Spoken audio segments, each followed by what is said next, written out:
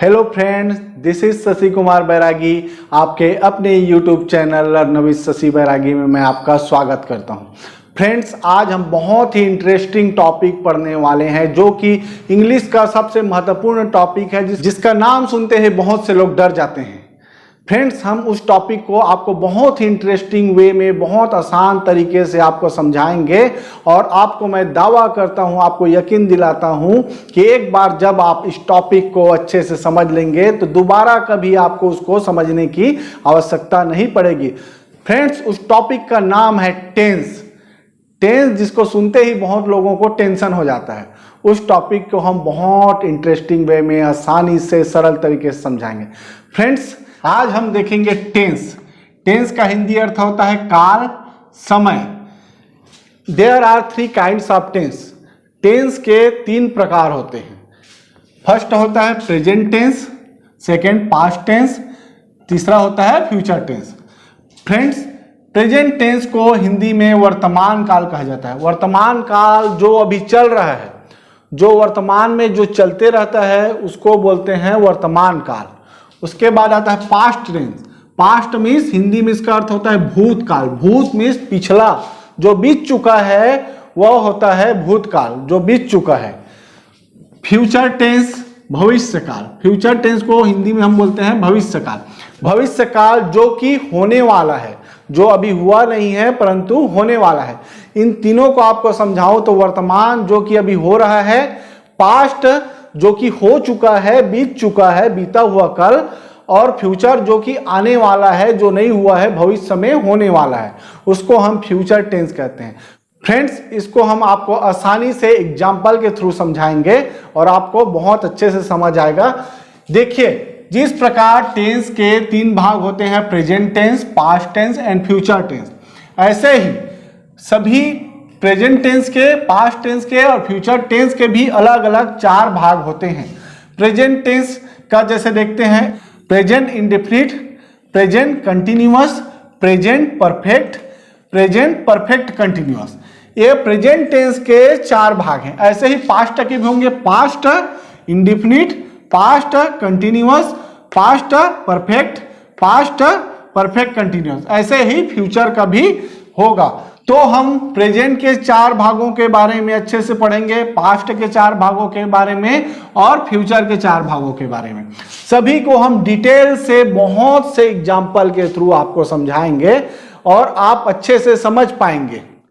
Friends, tense की दुनिया में आपका स्वागत है। हम सर्वप्रथम पढ़ने वाले हैं प्रेजेंट इंडेफिनिट टेंस के बारे में, जिसे कि प्रेजेंट सिंपल टेंस भी कहा जाता है। प्रेजेंट सिंपल टेंस भी कहा जाता है, प्रेजेंट इंडेफिनिट टेंस भी कहा जाता है।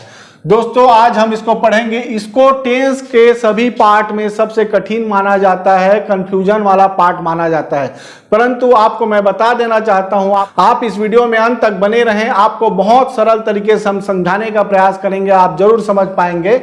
फ्रेंड्स, चूंकि हम हिंदी भाषी हैं तो हमें इसका हिंदी का पहचान जानना बहुत आवश्यक है। जी हाँ, पहचान होता है ता है। किसी भी हिंदी वाक्य के अंत में ता है, ती है, ते है, ता हूं, ती हूं, ऐसे जब त और हा आना चाहिए, त और हा आना चाहिए, भले ही उसमें कोई मात्रा हो, ती हो या ते है हो।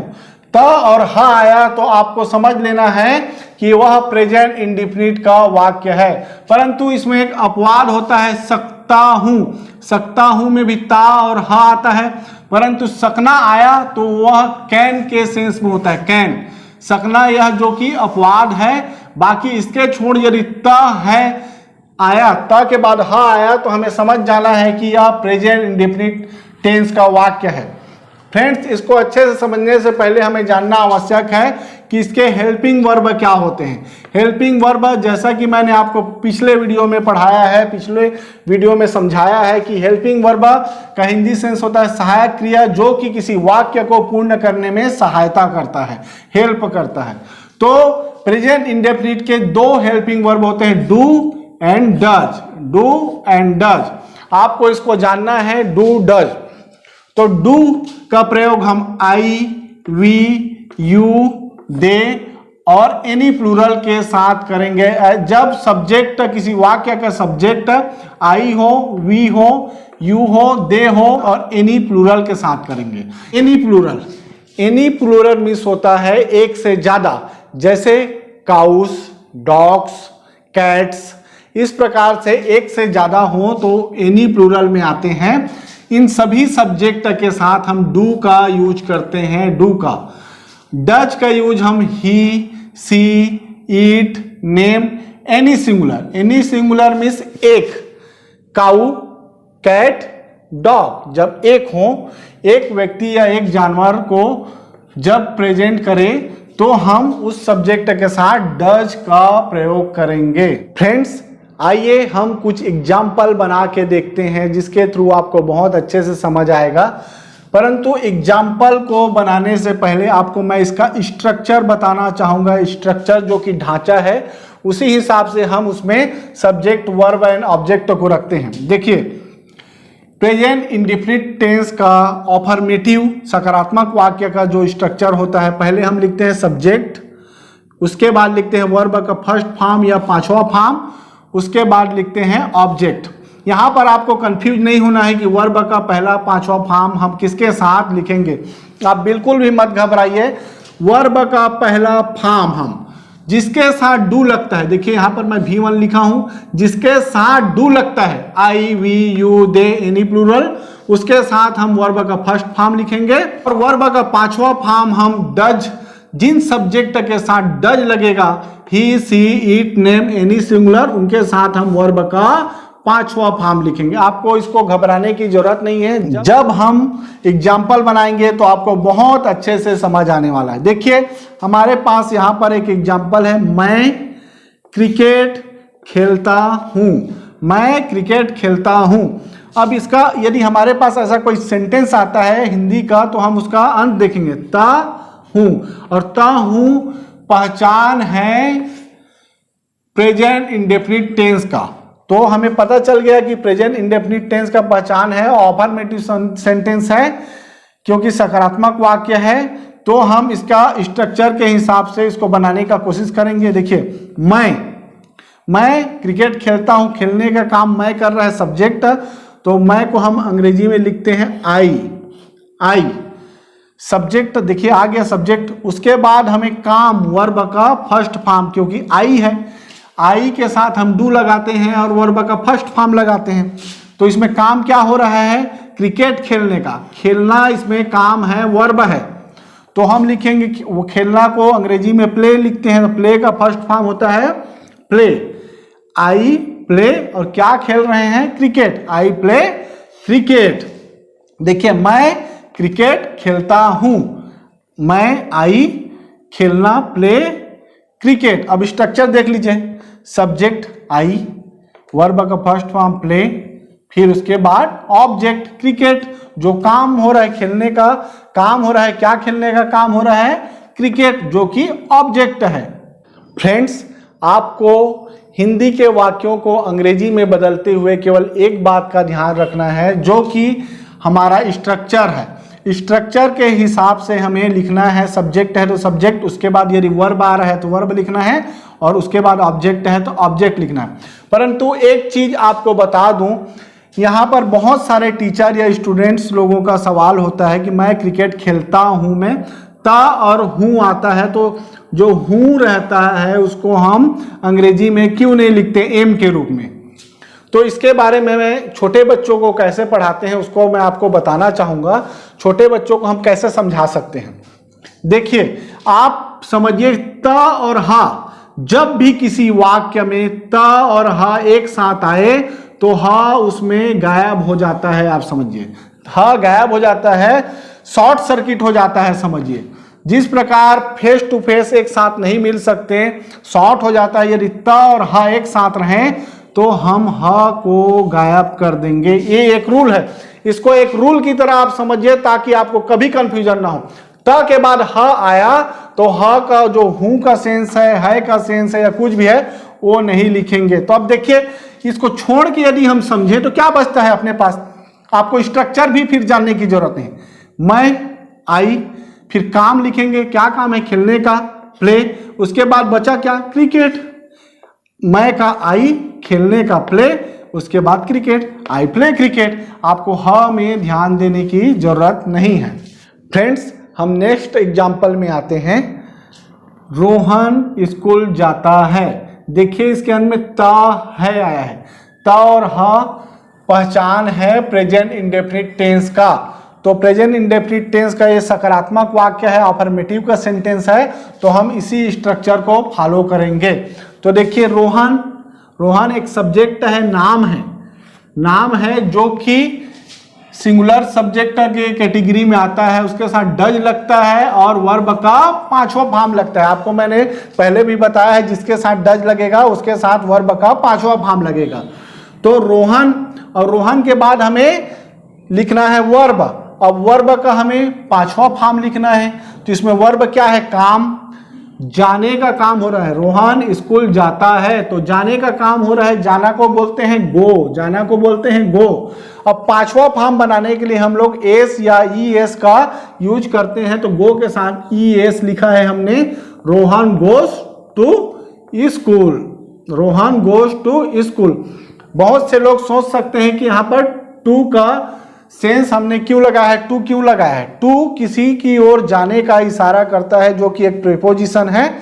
तो हम स्कूल की ओर जा रहे हैं, भले ही हमारे हिंदी के सेंस में वो नहीं आ रहा है, लेकिन इंग्लिश में हम जाने आने के लिए हम टू का यूज अधिकतर करते हैं। रोहन गोस टू, अब जा कहाँ रहा है, school, Rohan goes to school. Friends, आइए हम कुछ और उदाहरण देखते हैं। वह पुस्तक पढ़ती है, वह पुस्तक पढ़ती है, वह जो कि सिंगुलर सब्जेक्ट है, सी, इसके साथ हम वर्ब का पांचवा फॉर्म लेते हैं। वह सी अब क्या काम कर रही है, पढ़ने का, तो पढ़ने का हम सब्जेक्ट के बाद लेते हैं वर्ब, तो वर्ब का पांचवा फॉर्म रीड में एस जोड़ दिए, रीड्स, सी रीड्स, क्या पढ़ती है, पुस्तक, बुक, सी रीड्स बुक। देखिए यहां पर भी हम है को नहीं लिख रहे हैं, सी रीड्स बुक।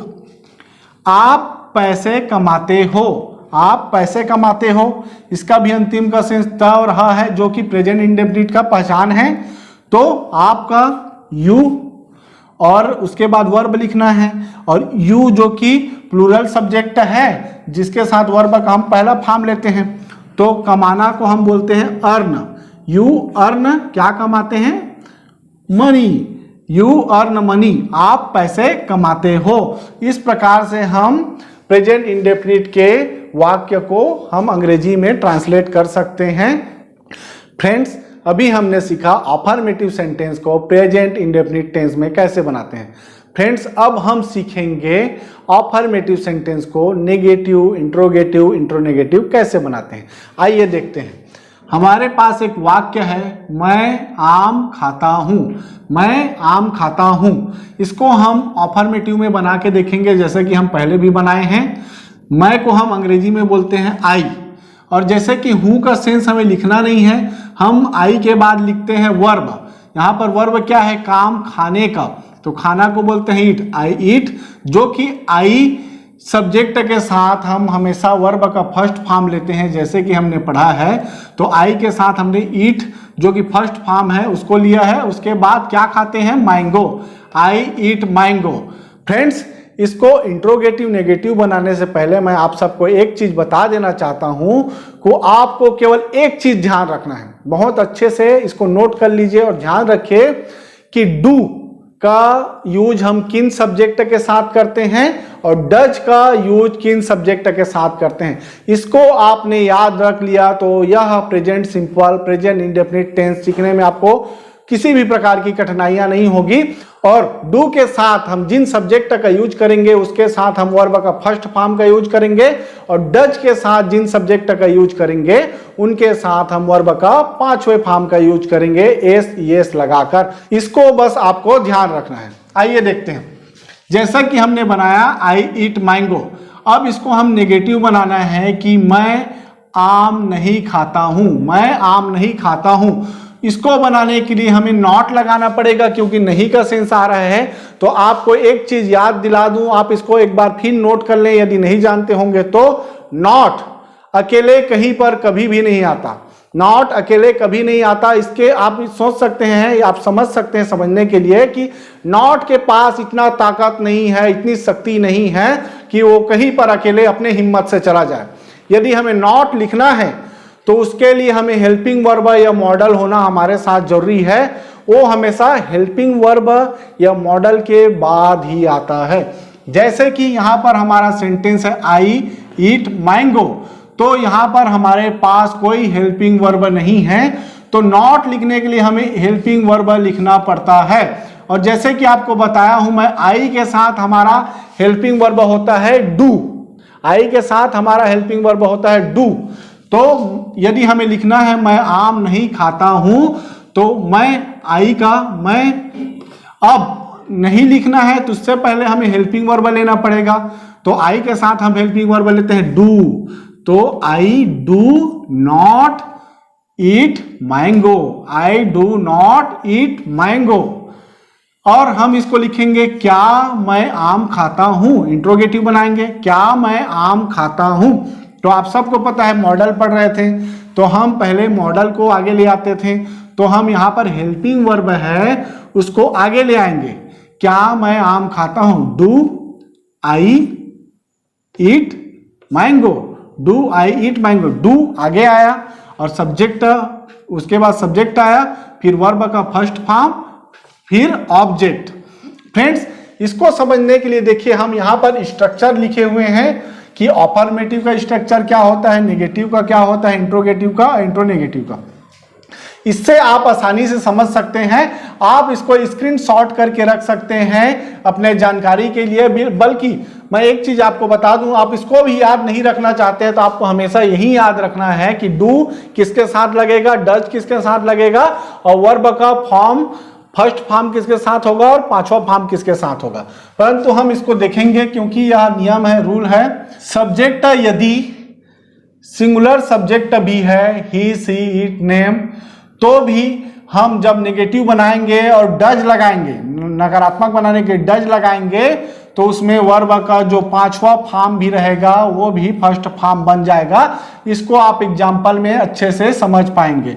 उसके बाद ऑब्जेक्ट, देखिए यहां पर हमने लगाया भी है, मैं आम नहीं खाता हूं, सब्जेक्ट आई, और उसके बाद हमारे पास हेल्पिंग वर्ब नहीं था तो नहीं लगाना था, तो हमने डू हेल्पिंग वर्ब लिया है, आई डू, और उसके बाद नॉट, फिर वर्ब का फर्स्ट फॉर्म ईट, फिर ऑब्जेक्ट में है mango, I do not eat mango. अब हम इंट्रोगेटिव बनाते हैं तो हेल्पिंग वर्ब सामने लगाते हैं, तो यहां पर डू या डज सामने लगाना है सब्जेक्ट के अकॉर्डिंग। तो यहां पर हमारा सब्जेक्ट था आई, तो आई के लिए हमने डू लगाया, डू, फिर उसके बाद सब्जेक्ट आई, फिर वर्ब का फर्स्ट फॉर्म ईट, फिर ऑब्जेक्ट मैंगो। इस प्रकार से हम स्ट्रक्चर को फॉलो कर रहे हैं। देखिए हम बिना स्ट्रक्चर पढ़े भी इसको बनाए थे तो बन गया था, परंतु हमें स्ट्रक्चर जानना है।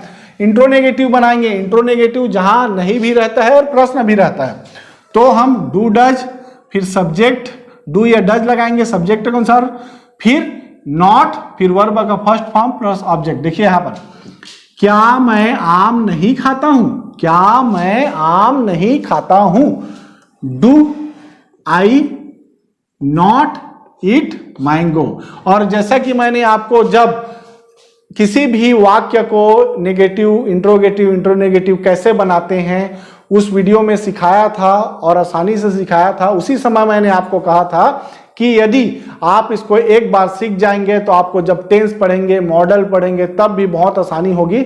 देखिए वो सब रूल यहां पर फॉलो हो रहा है। अब हम नेक्स्ट एग्जाम्पल देखते हैं, इसको समझने का प्रयास कीजिए। इसको यदि आपने समझ लिया फिर आपको प्रेजेंट इंडेफिनिट टेंस को समझने में कोई परेशानी नहीं होगी, आप पूरी तरह समझ जाएंगे। देखिए यहां पर एक सेंटेंस है, वह खाना पकाती है, वह खाना पकाती है।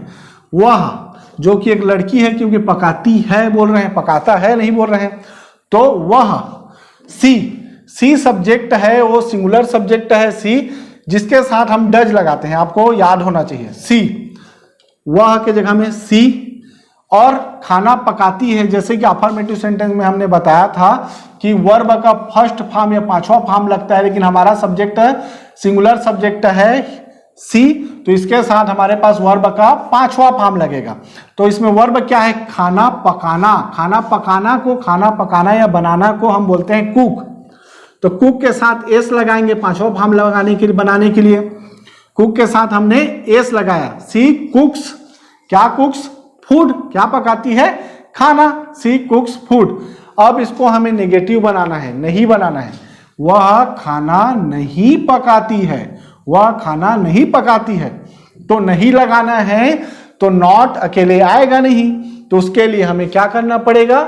हमें हेल्पिंग वर्ब बनाना पड़ेगा।